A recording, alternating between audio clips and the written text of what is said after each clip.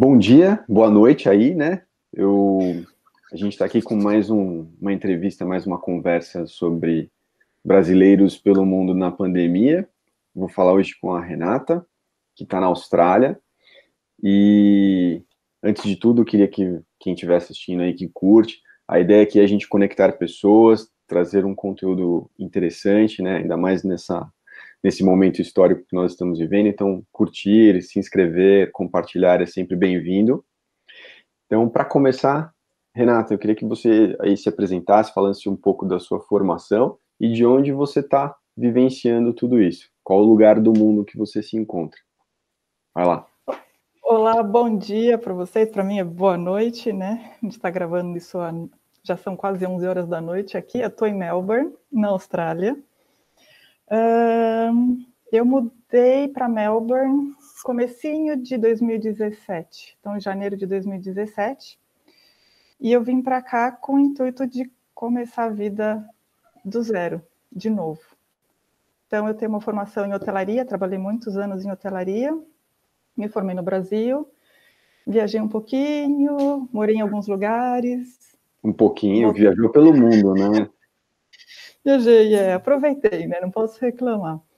Aí voltei para o Brasil de novo, deu aquelas crises do quase 30, né? Eu falei, não, preciso parar, preciso me organizar, preciso ter uma carreira. Aí voltei para o Brasil, fiz outra faculdade de administração, me formei, mudei bastante de área de novo, né? E fiquei nessa parte de administração por uns 5 anos, mais ou menos 5, acho que uns 6 anos, né? Porque 4 de faculdade, mais uns 2 depois. E aí me deu uns 5 minutos de novo, senti a falta de viajar e explorar o mundo. E aqui estou eu, na Austrália, já tem 3 anos e meio quase, né? Direto, praticamente, né? Direto, praticamente. Voltei para o Brasil, né, para visitar. Sempre, tipo, umas 3 semanas, ficava no Brasil, uns 20 dias. E voltava para cá. Aqui na Austrália, eu vim, na verdade, para fazer design de interiores.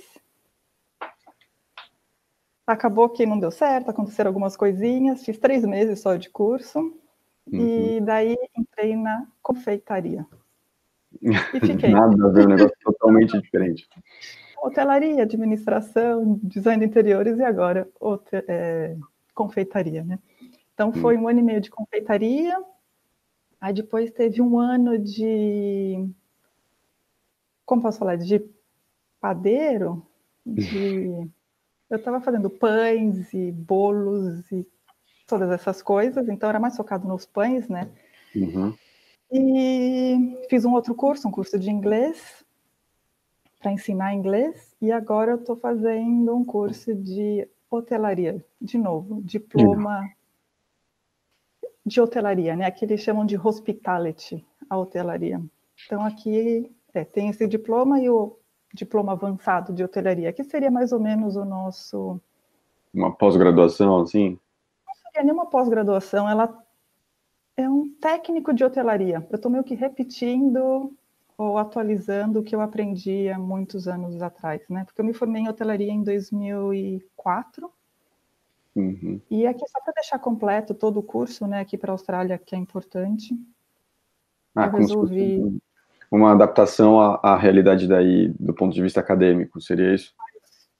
Mais ou menos. Mas ele não chega a ser uma universidade, né? Ele não é um bachelor, ele não é tipo um curso de universidade, né? Ele é um curso técnico mesmo, né? Mas que pelo menos dá uma atualização, deixa mais dentro do que está acontecendo no mundo de hoje e a realidade australiana, né? Que é tudo igual, mas é diferente ao mesmo tempo.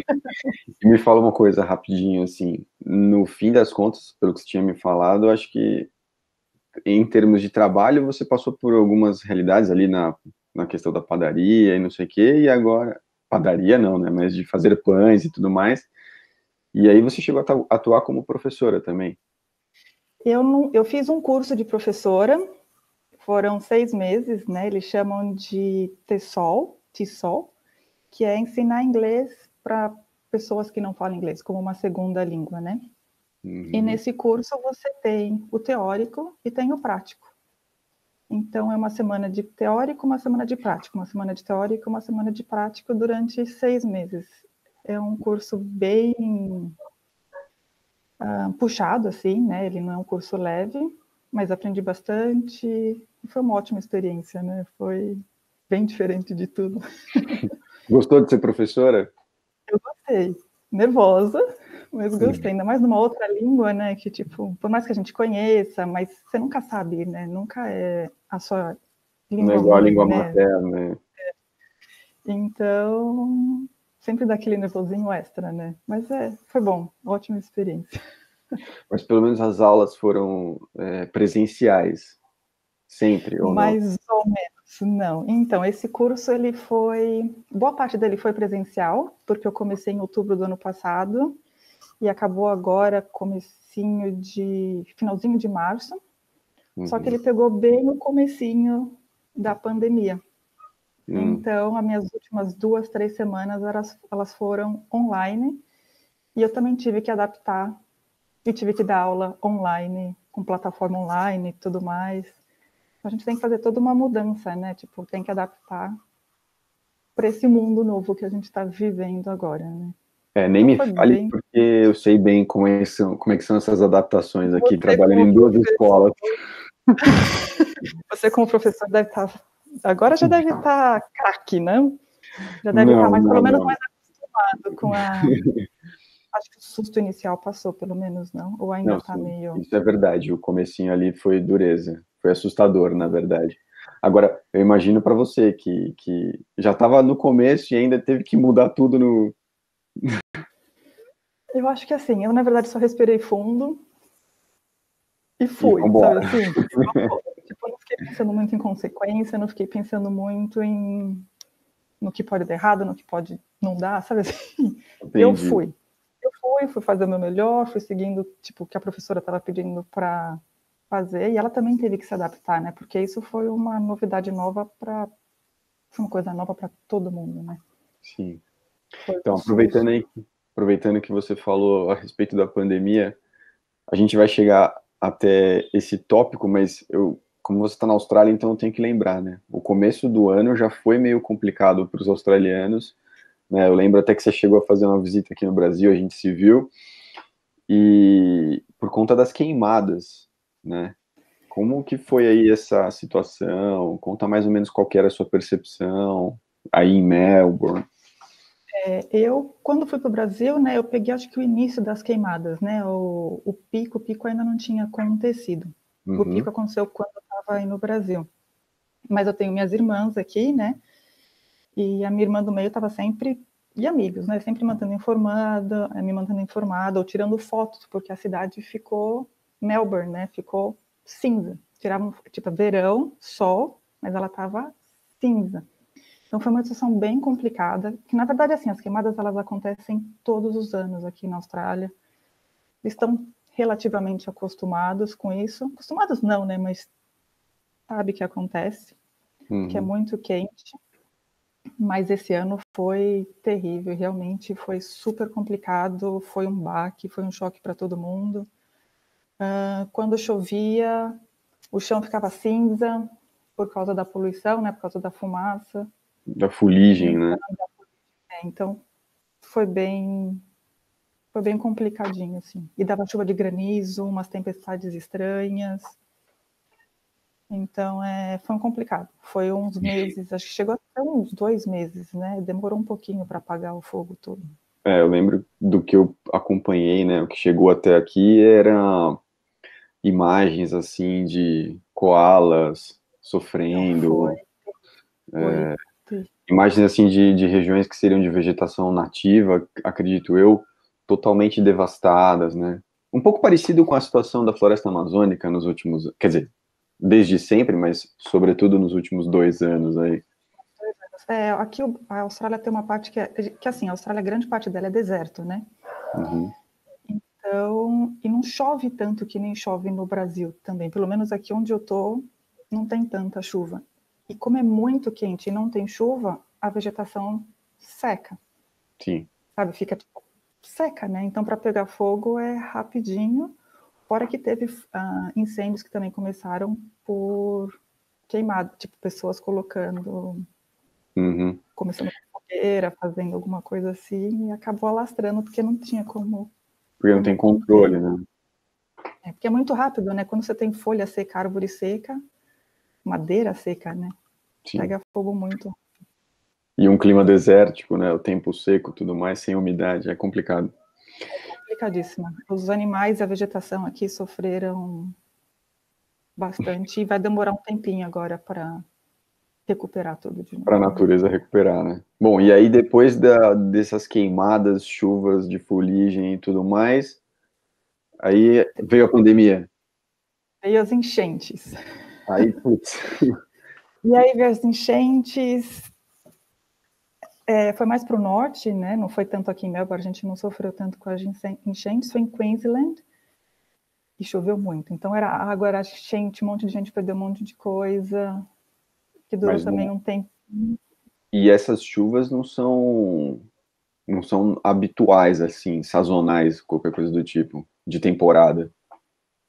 Chove, acontece de vez em quando de chover, mas também foi muito acima da média, muito acima do esperado, né? Não sei se foi decorrência das queimadas, né, que acabam mudando um pouquinho tudo, mas tem época de chuva, porque no norte tem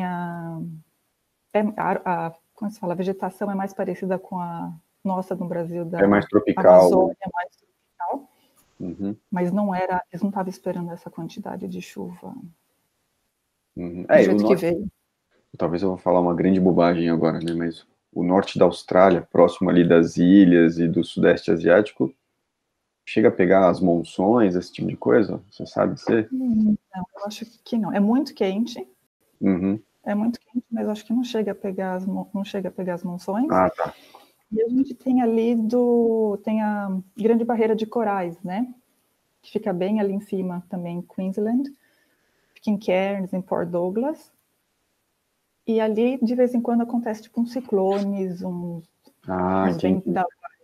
Eu lembro que há uns anos atrás, também que foi virada de ano, comecinho de ano, tinha acabado de acontecer um ciclone ali, e que deu uma destruidinha de leve, mas nada assim muito sério. Então acontece algumas coisinhas.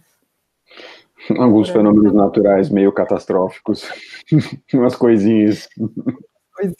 Aqui a Austrália que nem eu já morei um pouquinho, tipo umas 7 horas de Melbourne, né? Eu morei 3 meses num lugar chamado Mildura, que é uma área de fazendas com plantações e tinha muita parte de citros, né? E tinha as tempestades de areia, vira e mexe a gente vê, não agora, né? Mas de vez em quando a gente vê nos noticiários, tempestade de areia em Mildura, ficou tudo laranja, tudo amarelo. Acontece bastante coisa. Bastante coisinhas, por aqui. Bastante coisinhas por aqui. Bom, mas então o ano foi realmente complicado. Queimadas, enchentes, e aí teve pandemia. Ou teve mais alguma coisinha no caminho? Não, eu acho que esses foram as 3 coisas mais tops, assim, que aconteceram. Então, queimadas, enchentes e agora a pandemia, né? Então, conta como é que foi mais ou menos aí a chegada, os acontecimentos, como é que foi a sua percepção, né? Mais ou menos aí, se você puder ir datando também para a gente ter uma noção. Então, aqui o primeiro caso chegou no dia 25 de janeiro, de um homem que voou da China, né, de Wuhan, Wuhan, não sei como é que fala, que veio de Wuhan para cá, e foi o primeiro caso oficial confirmado aqui na Austrália. Ele, na verdade, viajou para cá no dia 19, chegou aqui no dia 19, né, mas só foi confirmado no dia 25 de janeiro. As primeiras medidas, assim, só foram começar a ser tomadas a partir do dia 13 de março. Mas antes de chegar até lá, o pessoal aqui já estava entrando não posso dizer... No estado de alerta? Eu acho que é mais que um estado de alerta, né? Porque tem um estado de alerta, mas a gente pegou aquela fase do papel higiênico, supermercado vazio, e ainda não tinha nada de... Como é que se fala? A gente só via os números, só estava ouvindo as notícias, mas não tinha nada muito confirmado, não tinha nada muito oficial sobre o que realmente era o coronavírus, né? Sim. Então, entrou aquela loucura. Você entrava no supermercado, não tinha mais papel higiênico, não tinha mais macarrão, não tinha mais pão. Estava tudo acabando. E gerou várias confusões aqui, né? Tanto que foram feitos anúncios na televisões pedindo para as pessoas irem mais devagar, tipo... Foram feitas várias medidas para as pessoas, para tentar controlar um pouco as pessoas, porque estava saindo um pouco fora Houve do controle. um desespero assim meio que generalizado por estocar coisas na perspectiva de ficar muito tempo em casa ou coisa do tipo, é isso? Eles estavam achando que a gente ia ficar... É que assim, a gente não sabia nada do que ia acontecer, né? Mas a ideia das pessoas é, não vai ter comida, vai acabar a comida. Tipo, não vai ter papel higiênico, tanto que papel higiênico não tinha mais. Não tinha mais papel higiênico, não tinha mais lenço de papel, não tinha mais nada. Se era no supermercado, as prateleiras eram vazias, assim. E os supermercados começaram a pôr limites de compra também. Então, se tivesse macarrão, 2 pacotes por pessoa, leite, um monte de coisinhas, né? Eles foram começando a impor limite, porque as pessoas, elas enchiam o carrinho, né? Eles estavam aconselhando a fazer um estoque, mas um estoque de, no máximo, 2 semanas. Certo. O pessoal estava estocando para meses. A vida inteira. Não, foi meio turbulento, assim, né? Eu, na verdade, estava bem... Como é que se fala? Eu só fui resolver comprar alguma coisinha depois que eu levei meio que um puxão de orelha do meu pai, falando, Renata, vai no supermercado e compra comida, porque você vai ficar sem comida. E quando eu cheguei no supermercado, e não tinha nada. Eu queria comprar um molho de tomate, não tinha. Eu queria comprar um macarrão, não tinha. Então, teve um dia que a gente saiu, foi um sábado de manhã, a gente acordou super cedinho, na hora que abriu o supermercado, e a gente foi correndo para lá. E foi a sorte, porque a gente conseguiu comprar um pouquinho de arroz, feijão, bem brasileiro, conseguiu comprar o papel higiênico, conseguiu comprar um pouquinho de macarrão, e a gente fez o nosso estoque aí para 2 semanas, né? Porque aqui assim, na Austrália a gente não tem costume de comprar, pelo menos eu não tinha, no Brasil eu comprava por períodos mais longos, eu ia no mercado e fazia compra grande. Aqui na Austrália eu vou no supermercado a cada 2 dias. Sabe assim, eu estou sempre no supermercado, acho que a maioria das pessoas aqui são assim também. A gente está sempre no supermercado, tipo, precisou, faltou, a gente vai lá e compra, a gente não é de ficar, Não tem o hábito de ficar com uma reserva, estocando. uma despensa ali.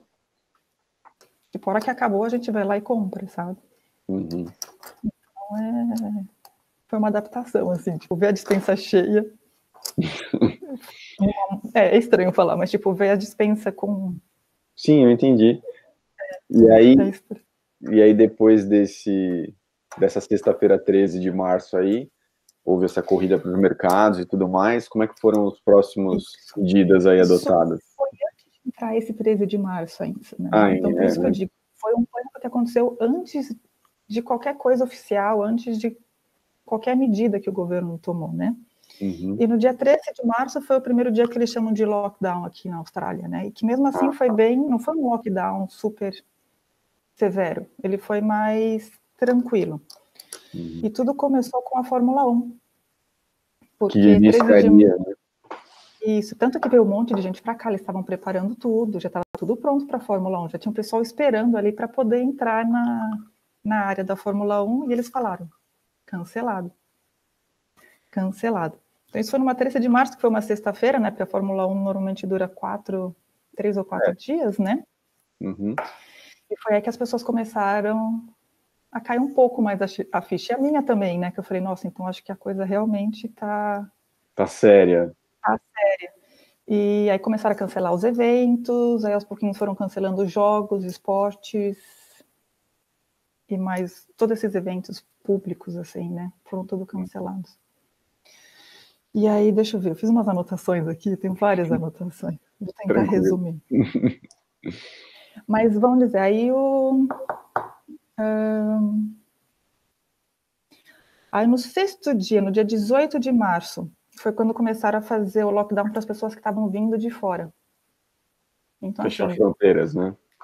Não foi fechar as fronteiras ainda, mas todo mundo que estava de viagem internacional tinha que ficar 2 semanas em casa. Eles eram proibidos de sair. Então, eles sim estavam de lockdown, tipo de quarentena mais severa, mas a gente ainda estava se movimentando, tanto que eu estava trabalhando ainda, eu não tinha parado nesse início de lockdown. Eu fui parar mesmo mais ou menos no dia 23 de março, tipo, 20 de março foi quando eles fecharam tudo, aí eu parei de trabalhar. As fronteiras aqui na Austrália foram fechadas no dia 20 de março, então, tipo, uma semana depois da Fórmula 1. Entendi. E aos pouquinhos eles foram fechando, né? Então, primeiro eles não fecharam tudo de uma vez, eles foram restringindo como se fala, diminuindo a movimentação de pessoas. Certo. Então, diminuíram, tipo, pode ir no restaurante? Pode, mas pode ter no máximo 10 pessoas e tem que manter a distância de 2 metros de distância das pessoas. E aí me diz uma coisa. Pode falar. Desculpa. Não, foi isso, eles foram reduzindo aos poucos. Eles foram primeiro colocando medidas para se prevenir, né, para não ter o contágio, né, para depois entrar no lockdown mesmo, pedindo para as pessoas ficarem em casa. Tá, só para eu entender aqui. Isso era informado para a população diariamente, pelas televisões, canais de TV? Como é que era? E como que era esse controle em relação à movimentação das pessoas? Então, sempre tem anúncio na TV e depois eles lançam na internet também, eles sempre colocam na internet. Eu sou muito ruim com TV aberta, eu não assisto, nem tenho TV aberta aqui em casa. Mas eu vi as pessoas falando, hoje vai ter anúncio do primeiro-ministro sobre, tipo, as medidas a serem tomadas ou como que vai funcionar a partir de hoje. Certo. E daí as pessoas iam seguindo as medidas. E as pessoas aqui, na verdade, foram seguindo muito... Nesse ponto, elas eram muito conscientes, eu acho, né? Não teve, até onde eu sei, não teve muitos problemas. Lógico, você levava multa, depois que as restrições ficaram mais estritas, né? Mais, como se fala? Severas, mais rígidas, né? Elas foram ficando mais... Eles foram, tipo, teve multa de $1.000 se você tivesse uma festa, ou se tivesse mais que duas... Se eles vissem que tinham mais de 2 ou 3 pessoas na sua casa. Mas, assim, não era nada muito rígido. Era tipo, se vizinho viesse te denunciasse, sabe assim? Nossa, mas cria um clima meio assim de, nossa, vamos vigiar aqui. Tem gente que vigiava, tem gente que ficava mais de boa. Mas, assim, eles liberaram o exercício, então, tipo, você andava na rua, tinha um monte de gente andando, você ia no parque, tinha um monte de gente jogando bola. Não chegaram a fechar esses ambientes, assim, abertos, mais populares, digamos, parques. Porque aqui em São Paulo, por exemplo, a gente está com parques fechados aí há muito tempo, por exemplo. Porque aqui, o que eles fecharam foram os playgrounds, tipo, sabe as crianças, aqueles negocinhos que as crianças ficam brincando, aqueles pula-pula, tudo. Isso eles fecharam, isso eles fizeram, tipo, colocaram uma corda laranja e um cercadinho. Isso eles fecharam. Mas parque aqui, ele é todo aberto. Aqui tem muito parque, em Melbourne, pelo menos, tem muito parque. Eles não são parques fechados. Eles são parques abertos, então seria muito difícil, eu acho, deles fecharem todos os parques. E eu acho que também não era o intuito deles. E como eles estavam liberando exercício, as pessoas ficavam dando muita volta ali no circuito oval e tudo mais. Mas não chegaram a fechar. Eles fecharam academias, centro de yoga, cabeleireiro eles deixaram aberto até mais tempo, acho que era uma das últimas coisas que eles fecharam. Mas restaurantes, ginásios, cinemas, todos os lugares que tem uma aglomeração grande de pessoas, né, com uma certa quantidade de pessoas, eles restringiram, sim. E aí, como é que foi viver essa parte aí mais rígida do isolamento? Assim, pensando do lado de como posso dizer, ter um privilégio, assim, pude ficar em casa, então nessa parte de financeira, lógico, a gente leva um baque, porque eu sou estudante, então perdi meu emprego. Mas como eu já estou aqui há mais tempo, tipo, consegui salvar um pouquinho de dinheiro, né, guardar um pouquininho de dinheiro. Tinha uma reserva. Tinha uma reserva, que a ideia era viajar depois que acabasse o visto. Mas tudo bem, né, as coisas acontecem. Assim, eu ainda, de um certo modo, sou uma privilegiada, não passei dificuldades, nem nada. E para mim é muito fácil ficar em casa, eu sou uma pessoa muito caseira, então essa parte de ficar em casa para mim não teve, não teve, tipo, não foi um problema para mim, isso é muito fácil. O que pegou para mim foi mais essa parte de não saber o que vai acontecer, né? Porque eu sou estudante, perdi emprego, a Austrália não estava dando nenhum benefício assim para estudantes, né? Uhum. Então, para a gente é tudo muito incerto, porque, como posso É dizer, a muito, gente não sabe é o que vai muito acontecer. incerto e, assim, é por conta própria, né? Você tá por vocês mesmos, é isso. Eu estou por conta própria. E o primeiro-ministro até chegou a dar um anúncio, escreveu. Não sei se ele chegou a falar, mas ele fez uma carta falando que para estudantes que não conseguirem se manter aqui com ajuda financeira ou do exterior, alguma coisa assim, era hora de ir para casa. Era a hora de it's time Nossa, to go. Foi bem nossa. assim, it's time to go. A porta da rua é serventia da casa, né? Tipo, nossa. E então, assim, foi meio complicado, porque aqui na Austrália, não sei se vocês sabem, ou se vocês sabem, mas a gente pode trabalhar aqui por 20 horas, né? Uhum. Na carteira assinada, não é? Normalmente tem alguns lugares que não permite, né, estudante a trabalhar, mas aqui na Austrália eles liberam para estudante trabalhar 20 horas semanais ou 40 horas quinzenais. Então você pode Uhum. dividir isso como você quiser. E a gente morando aqui, a gente sabe que essa parte de estudante é muito grande. Tipo, eles ganham muito dinheiro com essa parte de estudante. Com esse Então, todos movimento os migratório de estudantes, você fala, né? A quantidade de pessoas de fora que vêm para estudar. é muito grande, é muito grande. Tipo, esse mercado deles estudantil, não sei como poderia falar isso, mas é Uhum. muito grande. E, nós estudantes nos sentimos um pouco deixados de lado, né? Abandonado. Completamente, completamente, porque a gente viu um monte de medida, o que a gente entende também para residentes permanentes e para cidadãos australianos, mas nada relacionado a residentes temporários e estudantes, né? E a Austrália não vou dizer que é o único, mas tipo, é movida a vistos, né? A vistos e a estudos e eles não estavam dando atenção nenhuma para a gente. Então, Entendi, assim, estudante sofreu, foi um baque bem forte para a gente. entendi. E aí, quanto durou essa parte mais rígida e como é que foi a reabertura, vai, digamos assim? Então, agora, até dia 1º de junho. Dia 1º de junho foi semana passada, né? Uhum. Praticamente. Eles começaram a liberar os restaurantes. Então, os restaurantes já abriram de novo. Mas também com aquelas mesmas medidas, tipo, máximo de 20 pessoas e mantendo a distância Afastado. Uhum. afastada, tipo 2 metros, 1,5 metro.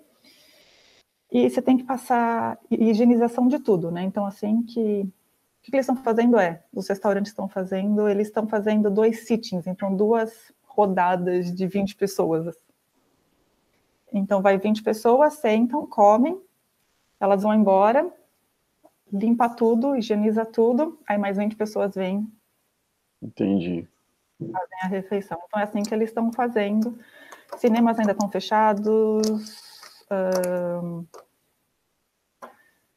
academias fechadas, estão tudo fechado ainda, mas provavelmente vão abrir daqui uns 10 a 12 dias, já estão falando em começar a liberar mais pessoas para entrar em restaurantes e abrir de novo academias, aos poucos, com medidas, com cuidado, mas já estão pensando Mas em então abrir de novo. foram 2 meses aí fechados. Foram Abril e 2 maio. meses, foi um pedacinho de março, né? E 2 meses fechados. Acho que deram 80, eu estava fazendo as contas, foram mais ou menos quase 80 dias fechados, na verdade. Assim, de Uhum. lockdown. Fechados, acho que foi uns 70. Uhum. Mas de lockdown vai dar aí uns 80, quase 90 dias entre medidas mais leves e medidas mais severas. Nossa. E me Que não fala uma pode. coisa. É engraçado É engraçado não, mas as datas coincidem um pouco com as primeiras medidas aqui no Brasil, né? Mas desculpa, tô gaguejando aqui, como que cresceu o número de casos aí ao longo de final de março até agora? Então, o que aconteceu aqui foi um navio que chegou finalzinho de março, não sei se vocês ficaram sabendo, que foi no dia 19 de março. Teve um navio que parou em Sydney com 2.600 passageiros. E eles foram liberados para descer. Dentro desse navio, naquele dia já tinham 110 passageiros com sintomas de influenza, eles chamavam. Mas mesmo assim foram liberados e cada um voltou para casa. E então esse daí foi um grande foco, acho que, da disseminação do Covid pela Austrália, né? E mais para frente foi descoberto não, né? Como eles foram sempre, porque aqui eles estão sempre acompanhando os casos, né? Então é muito fácil você ter o controle de quem a pessoa conviveu, ou quem era, ou quem Mas pegou, quem eles teve... estavam fazendo aquele tracking, né? Tracking não, aquele rastreio das pessoas.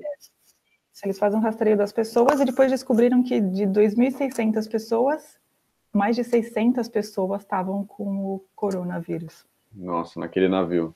Naquele navio. Então isso ajudou a espalhar, tanto que Sydney, né? Porque o navio estava atracado em Sydney, onde tem o maior número de casos do Covid. Aí o número continuou crescendo. Aí acho que em abril, mais ou menos, meio de abril, meio que estagnou. Lógico, o número cresce, mas deu uma bela estagnada. E agora diminuiu, tanto que de sexta para sábado a gente não teve nenhum caso, pelo menos aqui em Vitória. Mas de ontem para hoje, né, de sábado para domingo, apareceram mais 4 novos casos aqui. Mas de todo jeito é um número bem baixo. É muito baixo, não dá nem para comparar, né? Aqui é super controlado, eles fizeram até um aplicativo, você pode baixar um aplicativo, aí eles vão rastreando onde você estava, onde são as áreas que as pessoas estão contaminadas, tanto que eles descobriram que tinha uma família aqui na parte costeira de Melbourne que tinham 11 infectados e fizeram uma festa e acabou infectando mais um monte de gente. Então, assim, o rastreio, também a quantidade de pessoas, vamos dizer, infectadas talvez não seja tão grande, eles estão conseguindo fazer um rastreio. E conter um pouco, né, o avanço da doença. Eles foram bem organizados aqui, assim, eles foram bem responsáveis e foram seguindo as medidas direitinho, na verdade, né? O governo foi bem diferente. Tirando a parte financeira, você ficou bem segura durante esse processo até aqui. Bem tranquilo. Os australianos também, né? Tipo, na verdade, os australianos não podem... Como é que se fala? Para eles, até a parte financeira foi muito boa, né? Porque eles tiveram uma ajuda, assim, o governo incrível. financiou de que forma? Subsidiou de que forma? Então, eles têm 2 auxílios aqui, né? Assim, basicamente, vamos dizer, nesses 2 auxílios. Um que eles chamam de Job Seeker, que é o auxílio para as pessoas que já estavam desempregadas antes da pandemia e que estavam precisando de algum auxílio de alguma coisa, de alguma forma, mas isso já acontecia isso mesmo antes da pandemia, o governo sempre dá um auxílio para as pessoas, que eles chamam como se fosse um seguro-desemprego. Como se fosse um seguro-desemprego, mas que ele não termina, né? Ele continua, tipo, meio que vitalício até você arranjar um emprego, alguma coisa assim. E tem o Job Keeper, que são as pessoas que perderam o emprego por causa da pandemia, né? Que nem o pessoal que trabalha em hotelaria e em restaurante entrou nesse Job Keeper, que o governo estava pagando para eles em torno de $3.000 mensais para ficar em casa. É uma boa contribuição, né? Uma boa contribuição. Então, assim, isso vai durar 6 meses, né? E eles têm que trabalhar, acho que 22 ou 25 horas por semana, agora que os restaurantes estão abrindo. Não pode trabalhar mais que isso, que o governo não permite. E eles podem também pegar o superannuation, né? O superannuation seria a nossa aposentadoria. Então, eles têm direito de sacar, acho que até $10.000 de aposentadoria, caso eles estejam precisando. Certo. Mas isso acabou sendo liberado para a gente também, para estudantes, com algumas regrinhas, né? O estudante tinha que estar aqui há mais de um ano para poder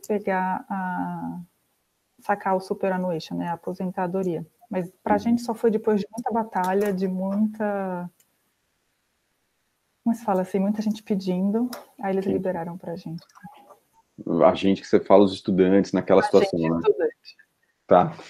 Me diz uma coisa, acho que até que você ia falar isso e eu te interrompi, né?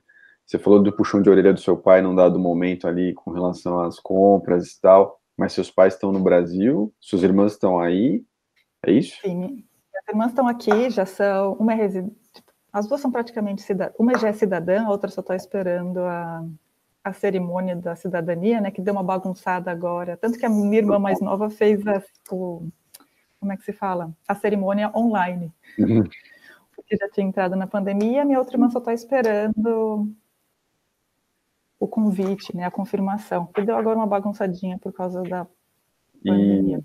E me fala uma coisa, como que você acompanha aí a situação do Brasil? Eu acompanho, vendo o site, falando com meus pais que ainda estão no Brasil, né? Meus amigos estão no Brasil também, então eu vou acompanhando dessa maneira, tipo, lendo um pouquinho aqui, um pouquinho ali, mas acho que é difícil, né? Por mais que você leia, é difícil você ter a noção real do que é, né? Tudo que eu vejo é que está complicado, que a situação no Brasil não está nada fácil, nada fácil. Não, realmente. Eu vou te falar que, assim, se eu falar que eu tô super tranquilo, eu vou estar mentindo muito. Aqui tá bem difícil ver as medidas e tudo mais. O que porque eles estão... Pode falar. É que eles estão trabalhando de uma maneira diferente aí, né? O que chega a... O Brasil aparece na mídia local? Eu sei que você falou que não acompanha muito televisão aberta, por exemplo, mas sites, portais, assim, alguma coisa. Então, eu entrei em 2 jornais, também para ver um pouquinho mais sobre isso, né? Eu entrei no The Herald Sun, entrei no Guardian também, no The Guardian. Tipo, eles falam, mas eles são muito eles focam muito no número crescente de Nos casos. casos da Covid e tudo mais. Falam um pouco culpam um pouco o Bolsonaro, falam que ele não está tomando as medidas que deveriam ser tomadas, mas não é nada, pelo menos o que eu vi, não acompanho muito. Eu fico entrando mais em site brasileiro mesmo, mas o pouco que eu vi, eles realmente questionam um pouco as medidas que o Bolsonaro está tomando, né? Eles ficam meio assim. E assim, o que acontece também é engraçado, as pessoas, como sabem que você é brasileira, as pessoas vão procurando mais informações também, né? Então, às vezes, você fica sabendo mais sobre o Brasil pelas pessoas do que por aquilo que você procurou, né? Então, certo. E me diz uma coisa, quando você fica sabendo de alguma coisa, assim, pelo que seus pais falam, pelo que você vê em redes sociais dos amigos e tudo mais, qual que é a sua opinião frente a isso? Comparando com a sua situação na Austrália e o que você ouve de relatos aqui do Brasil. Que o Brasil não está nada organizado quanto a isso, né? Eles estão meio perdidos, tentando tomar as decisões que ele acha que é certo e saindo fora dele, né? Da cabeça dele. E assim, a gente teve... É que nem... Aqueles foram tudo muito regradinhos, tudo muito certinhos. É que eu também não sei até que ponto eu posso comparar muito com o Brasil. Porque, assim, aqui é país de primeiro mundo. Então, assim, as pessoas têm condições de ficar em casa. E tem um auxílio do governo que é fenomenal. Não, aqui também teve auxílio do governo de R$600 para a família que precisar. Mas que até tipo, hoje tem gente que não recebeu a primeira parcela. Não, teve auxílio do governo, mas não sei, parece que no Brasil nada funciona direito, né? Tipo, teve auxílio, mas aí eu vi que tinha um monte de gente recebendo que não era para receber, ou gente que não precisava receber e estava recebendo. Acho que, não sei se o Brasil não sei não, né? O Brasil é muito grande e completamente desorganizada, né? Tipo, quem está ali para organizar não está organizando, né? Eu não sei o que acontece, tipo, não tenho muito conhecimento para ficar falando nada, mas, tipo, o Brasil já vem bagunçado e parece que só está bagunçando mais, e ainda mais com essa pandemia agora, e as decisões que estão tomando são mais complicadas ainda. Por que não seguir, né, todas as medidas que os países que deram certo, pelo menos adaptar para a nossa realidade, né, um pouco. Que nem aqui foi muito... teve muito sucesso as medidas que eles tomaram, Nova Zelândia também, tipo, teve muito sucesso. Pelo menos tentar seguir um pouco, né, o máximo que eles podem, fora, né? Certo, né? O que deu certo, mas eu não sei o que acontece, tipo um ponto de interrogação que eu fico, por que estão fazendo isso? Por que está falando aquilo? Todo brasileiro acho que tem esse ponto de interrogação em certa medida. Eu só fico imaginando, eu só fico pensando, sabe? Será que passa na cabeça? Ou eu não sei, é tudo... É difícil de, sabe assim? Entendo. Eu tô fora, já tô, tipo, não é tanto tempo, são 3 anos e meio, assim, então vou acompanhando, mas acompanhando mais de longe. Mas A distância, né? A distância. Então assim, ponto de interrogação atrás de ponto de interrogação, né? Eu acho que o grande problema, seja para quem está de fora, seja para quem está aqui dentro, é quando a gente começa, digamos, vislumbrar algumas respostas possíveis, algumas respostas que eventualmente vão se materializando, você fala assim, não é possível. Essa pessoa faz isso, então, levada por essas razões, né, se é que existem razões. E é isso, é complicado. Não, é super complicado, assim, E eu vi as mudanças de ministros também, não acompanhei tanto, né, mas vi que teve mudança de 3 ministros aí. Então é difícil, né? O povo fica perdido, né? Não sabem quem acompanhar, é tanta gente querendo falar mais que o outro e ter mais poder que o outro, e tipo, eles não se juntam, né? Porque o que aconteceu aqui foi o primeiro-ministro, não que ele seja um anjo, né? Porque ele foi muito criticado durante as queimadas, né? Foi muito criticado porque ele estava indo de férias para o Havaí, enquanto a Austrália estava em chamas. E deu declarações também meio questionáveis, né? Absurdas. Mas durante a pandemia, acho que ninguém pode falar muito dele, porque ele reuniu todos os chefes de estados, né? E entraram num acordo. Lógico, cada estado teve, como dizer, uma certa flexibilidade, uma certa liberdade de medidas, né? De acordo com o número... Com a realidade local.